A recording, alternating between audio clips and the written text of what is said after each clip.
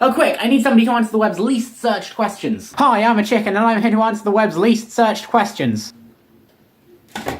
Why are you putting a gun on the wall? That way, if someone tells an awful joke that makes everybody cringe, I can shoot them dead. Hi, so an interesting shower thought that I've been having is that the inventors of the most famous jokes in human history probably never ever found out how famous their joke became. Like, the inventors of the jokes like, you know, why did the chicken cross the road? I'm not gay but my boyfriend is. And best of all, hi hungry, I'm dad. Nowadays, every single person watching this video has heard all those jokes. But I think the people who wrote those jokes probably never found out just how popular their joke is. And the reason I believe this is because, let's say today, I make a really funny meme and it goes viral. Well, I'll find out very quickly that my meme has gone viral because of my notifications. But if I invent a joke in the 1830s and it goes around the world, well, information didn't really spread that fast in the 1830s, and so I'll probably never ever find out that my joke has gone all over the world. So the question that I have for you today, Mr. Chicken, is did the inventors of all the really, really famous jokes, like why did the chicken cross the road, or the knock-knock joke, find out that the joke they invented got as famous as it did?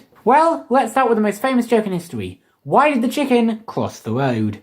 You may have heard that this joke first ever appeared in print in 1847 in a magazine called The Knickerbocker. However, you probably don't know that the joke was first verbally said in the racist blackface show The Minstrel Show in 1843. And the point of the joke was to be able to say, haha, look how stupid black people are. They don't even know why the chicken crossed the road. So, did the racist comedian, it's the 1800s, everybody's racist, sorry, perfectly normal comedian from the 1800s, live to see just how famous their joke became? Well, if we look at this Google Ngram viewer, the first book to include the phrase, why did the chicken cross the road, was in 1901. According to a Substack post by Tove Danovich, newspapers in the 1900s often printed the joke at the bottom of the page as filler, and hens were often advertised using the joke. The example she gives is page 119 of the 1917 edition of American Poultry World, that says, why did the chicken cross the road? Because it was part of the famous Hopewell Farm strain! This piece of the puzzle is very crucial to me, because it shows that the joke was so famous at the time that you could very easily reference that joke or give a variation of it and reasonably expect people to get the reference. Tove Danovich also mentioned that joke books around the same time used the joke. So, did the author of the first ever Why Did the Chicken Cross the Road joke live to see just how famous his creation became?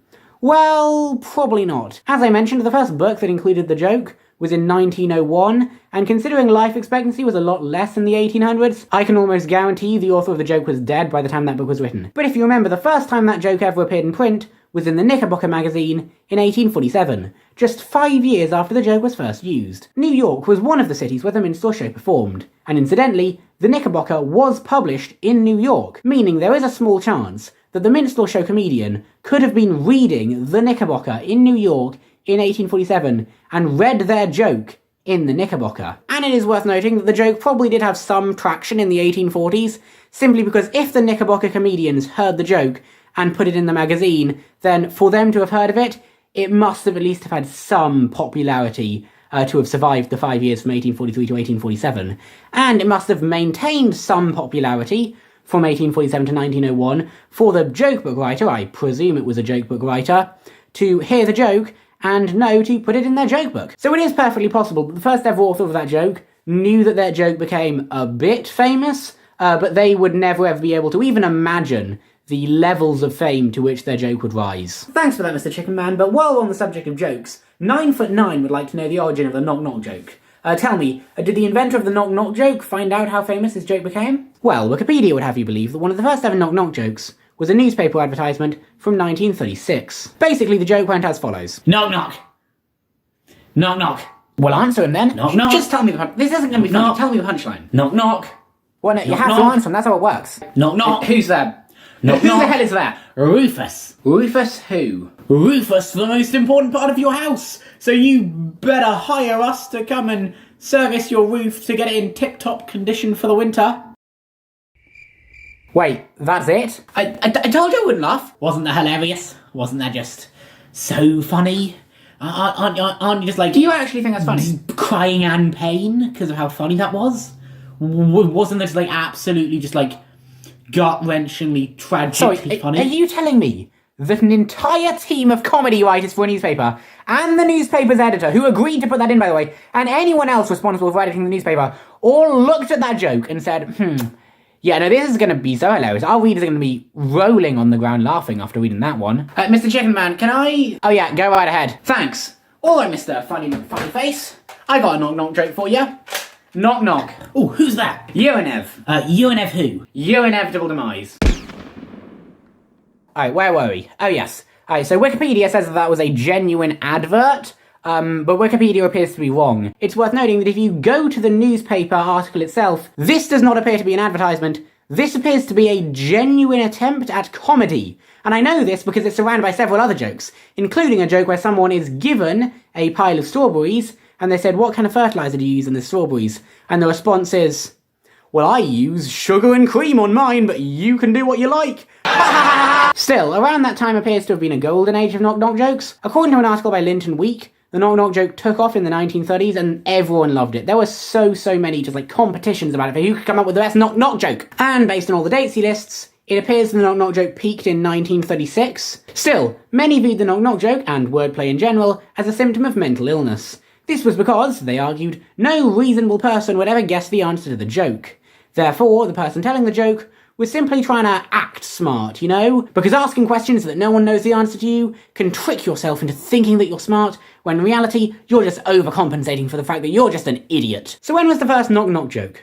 Well, there is the argument that the person who invented the knock-knock joke is also the same guy that invented the your mum joke. In Macbeth, someone gives a monologue, which has been interpreted by many, as the first known use of a knock-knock joke. However, I would argue, and this article by Stephen Winnick agrees with me, this is not a knock-knock joke. This is a paragraph in which somebody says the phrase knock-knock who's there a couple of times.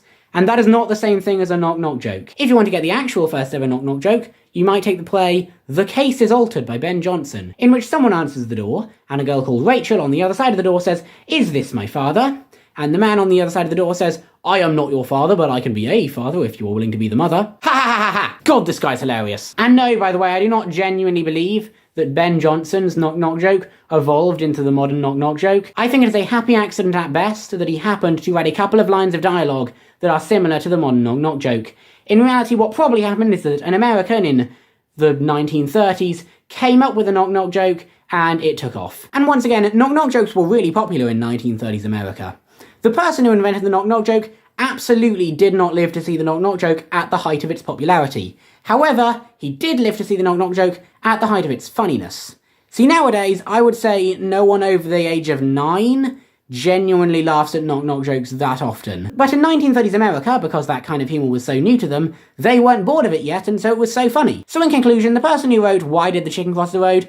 probably never ever saw how famous his joke would become. But the person who invented the knock-knock joke, unless they were literally run over by a bus the day after they invented the knock-knock joke, they lived through the height of the funniness of their joke. They lived through their joke's peak.